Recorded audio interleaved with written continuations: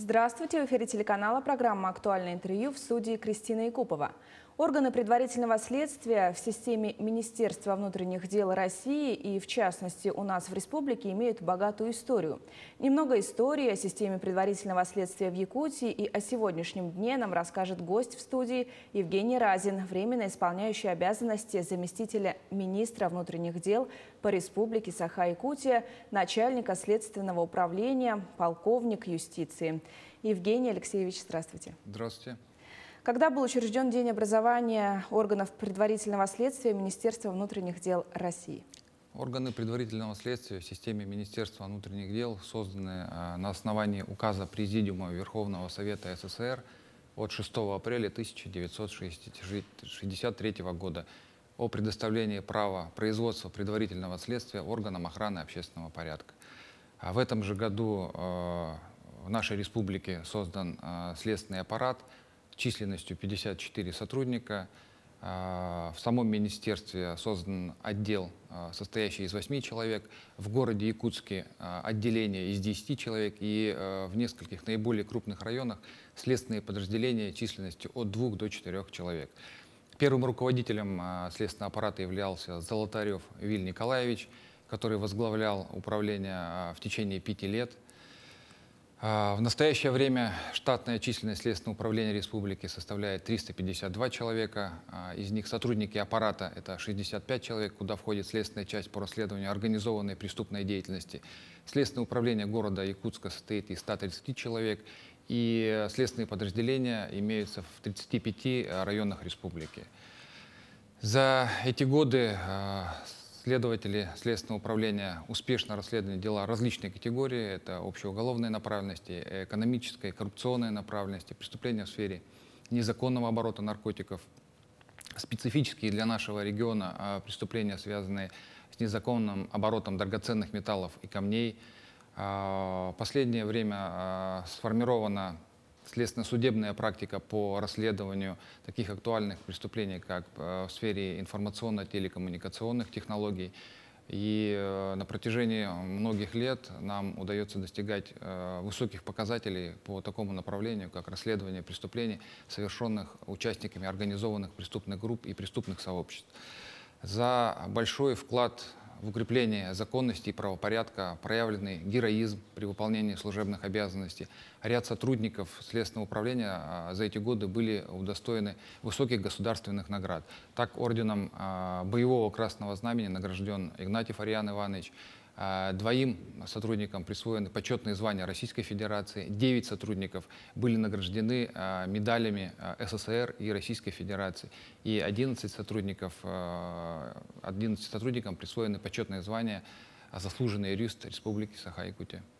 Евгений Алексеевич, время меняется, общество меняется, а меняется ли характер преступности? Несомненно, и характер преступности меняется, а какие-то преступления остаются в прошлом, появляются новые виды преступлений, как я уже обозначил. Наиболее актуальными на сегодняшний день являются преступления в сфере информационно-телекоммуникационных технологий, в простонародье называемые телефонные мошенничества. На сегодняшний день в республике регистрируется из общей массы зарегистрированных преступлений, такие составляют порядка 25%. И это проблема не только региона, а в целом по России. Также являются достаточно актуальными и многочисленными преступления в сфере незаконного оборота наркотиков, связанные с их сбытом. И в последнее время в свете известных событий, связанных с проведением специальной военной операции, совершается достаточно много преступлений экстремистской и террористической направленности. А каким образом проводится профилактика преступности и насколько она эффективна? Ну, наверное, самым лучшим способом профилактики является раскрытие преступления, установление виновного лица и привлечение его к уголовной ответственности. Нам довольно успешно удается это делать. Если остановиться на преступлениях, связанных с незаконным оборотом наркотиков, несомненно, их совершается достаточно много. Носят они организованный характер посредством деятельности интернет-магазинов. Граждане вовлекаются в эту противоправную деятельность. Преступления носят достаточно законспирированный характер. Меры конспирации, ну, можно сказать, применяются беспрецедентные. Сбыты наркотиков осуществляются бесконтактным способом. Участники группы между собой не знакомы и общаются посредством использования шифрованных каналов связи. Также денежные средства между собой отправляют путем обмена их через криптовалюту. Но тем не менее, несмотря на все эти трудности, нам ежегодно удается устанавливать и привлекать к уголовной ответственности порядка 50-60 участников преступной группы, преступных сообществ, в том числе прибывающих в нашу республику из других регионов для осуществления сбыта наркотических средств. Также по преступлениям в сфере информационно-телекоммуникационных технологий удается во взаимодействии с сотрудниками оперативных служб устанавливать лиц, совершающих эти преступления, за пределами нашей республики, в других регионах, в составе также преступных групп, задерживать их, доставлять сюда, проводить комплекс необходимых следственных действий, позволяющих собрать необходимую доказательственную базу для привлечения их к уголовной ответственности. И раскрытие этих преступлений носит достаточно высокий характер. По итогам прошлого года республика входила в число 10 лучших регионов по данному направлению деятельности. Евгений Алексеевич. И вот, кстати, еще, да, несомненно, совершение этих преступлений, борьба с ними происходит на всех этапах, и меры профилактики применяются практически всеми службами министерства. Это и работа в трудовых коллективах, это и работа в средствах массовой информации, и непосредственная работа следователей с теми людьми,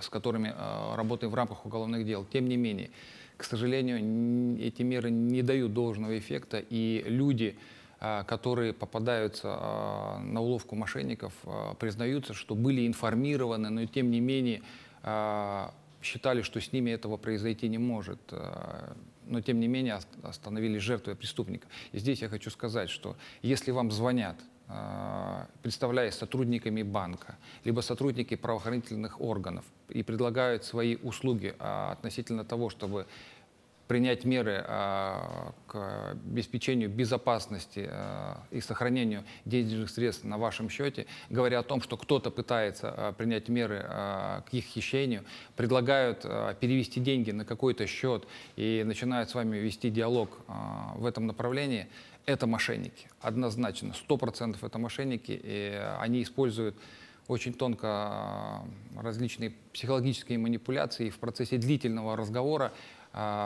убеждают человека в необходимости совершения тех действий, в результате которых человек либо самостоятельно, снимая деньги, переводит на счет преступника, либо сообщает сведения о своей банковской карте, либо ту конфиденциальную информацию, которая позволяет преступникам происходить регистрацию и получать доступ к счету. Но самое безопасное место для хранения денег – это банк. Это должны понимать. Поэтому если с вами ведут такой диалог, необходимо этот диалог пресечь, завершить звонок. И если у вас есть сомнения, позвонить по официальному телефону в тот банк и удостовериться, имеется ли факт совершения тех действий, о которых вам только что говорили. Евгений Алексеевич, а как вы сами пришли в профессию и почему выбрали именно ее? В детстве я хотел стать адвокатом, уже не знаю почему, но предопределило мою судьбу то, что в 1995 году в городе Якутске был открыт Московский юридический институт МВД Российской Федерации, куда поступили мои старшие товарищи, и с того момента я уже четко понимал, обучаясь в старших классах, 10-11, что я поступать буду именно туда. Первый год, проучившись, как и большинство, наверное, курсантов, хотел стать сотрудником оперативной службы. Привлекала, конечно же, романтика, задержание, засады и так далее. Но впоследствии, уже поняв, в чем суть каждой из профессий, послушав ряд преподавателей, которые ранее работали в следствии, я все-таки свой выбор сделал в пользу работы в следствии, поскольку считаю, что, не в обиду другим, это наиболее интеллектуальная профессия, позволяющая именно развиваться и совершенствоваться непосредственно как юрист, поскольку приходится работать не только в сфере уголовного права и уголовно-процессуального законодательства, но и в сфере совершенно других различных областей и постоянно повышать свой профессиональный уровень, что впоследствии позволяет и позволило большинству сотрудников, которые работали успешно в следствии, сегодня продолжать не менее успешно работать в различных других структурах, это и в органах прокуратуры, в органах судебной системы, на государственной и муниципальной службе. А можете рассказать о наиболее сложном уголовном деле в вашей практике? Приходилось ли в процессе работы принимать какие-то неординарные решения? Ну, мне так кажется, что простых дел, наверное, не было вообще. Тем более, когда я уже работал в следственной части, в моем производстве находились это групповые уголовные дела, как правило, с признаками организованной преступной деятельности. Ну, наверное, такой наибольший отпечаток оставило дело, единственное, которое я расследовал в отношении несовершеннолетних. Это дело мне передали от другого следователя, сказав, что нужно завершить расследование, в текущий месяц его сдать. Однако на завершение расследования этого дела у меня ушло еще долгих 5 месяцев. Группа состояла порядка из 10 человек, которые переменным составом на протяжении длительного времени совершали на территории города Якутска серию угонов автомашин, краж из гаражей, и там порядка 15 преступлений в общей сложности было совершено. Но сложность в том, что было организовать этот процесс, поскольку это особая категория, которая требует участия значительного количества людей. Это и законные представители, представители органов опеки и попечительства, это обязательное участие адвокатов на каждое следственное действие. Это сложность установления психологического контакта с этой категорией. Сегодня они признают вину, завтра они меняют показания. И вот так вот постоянно приходилось искать, собирать их по всем злачным местам, наверное, города Якутска. Кто-то был арестован, потому что имели уже за плечами достаточно большой опыт. И некоторых было, несомненно, жалко, как и их родителей. Но некоторые были, наверное, произвели впечатление относительно того, что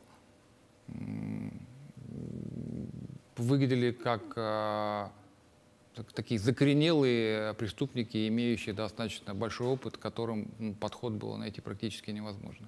Но, тем не менее, дело было успешно расследовано, направлено в суд, вынесен приговор. А по поводу неординарных поступков, ну, все это было связано с желанием и стремлением добиться необходимого результата, то есть получить ту неопровержимую доказательственную базу, которую можно было положить в основу обвинительного приговора. Ну и однажды был такой случай, когда необходимо было провести проверку показаний на месте обвиняемого, совершившего преступление. Преступление было совершено в летнее время, а расследование, уже активная фаза, проходила глубокой осенью. И, значит, он давал показания о том, что похищенное имущество в виде компьютера, он, разобрав, разукомплектовав детали, корпус от этого компьютера выбросил в озеро на территории города Якутска. Ну, коль уже была глубокая осень, все равно необходимо было установить это место. Мы выехали на место, но я понимал, что кроме показаний я больше ничего не получал. Нужен был результат в виде поиска этого предмета. Но поскольку озеро было уже заморожено, я заранее взял с собой необходимые средства для того, чтобы рубить лунки и принимать меры к поиску этого предмета. И прорубили проруби на протяжении около часа. Мы вместе с понятыми, вместе с сотрудниками оперативной службы принимали меры к поиску, извлечению, благо было не глубоко, со дна этих фрагментов. Первая попытка была неудавшаяся. Извлекли железную банку, на этом не остановились. Нащупали очередной предмет, похожий на металл. Здесь уже достать не могли. Оперуполномоченный был вынужден практически заныривать. Мы его держали за ноги. Он, насколько мог, опускался руками, пытался извлечь. Извлекли этот фрагмент. Был безгранично счастлив достигнутым результатом. Вот. Ну, вот это то, что, наверное, характеризует меня и так, как должен работать каждый следователь, ориентируясь на конечный результат. Ну и в завершении нашего разговора ваше поздравление коллегам и ветеранам. Я хочу поблагодарить ветеранов и коллег за выбор этой профессии, за неоценимый вклад в борьбе с преступностью, за желание служить своему государству и своему народу, несмотря на те трудности, с которыми нам приходилось и приходится сталкиваться. Хочу пожелать всем крепкого здоровья, семейного благополучия. действующим сотрудникам новых свершений в этой нелегкой, но очень важной работе. Евгений Алексеевич, спасибо, что ответили на наши вопросы. Желаем вам успехов в работе. Спасибо. Это была программа «Актуальное интервью». Оставайтесь на нашем телеканале.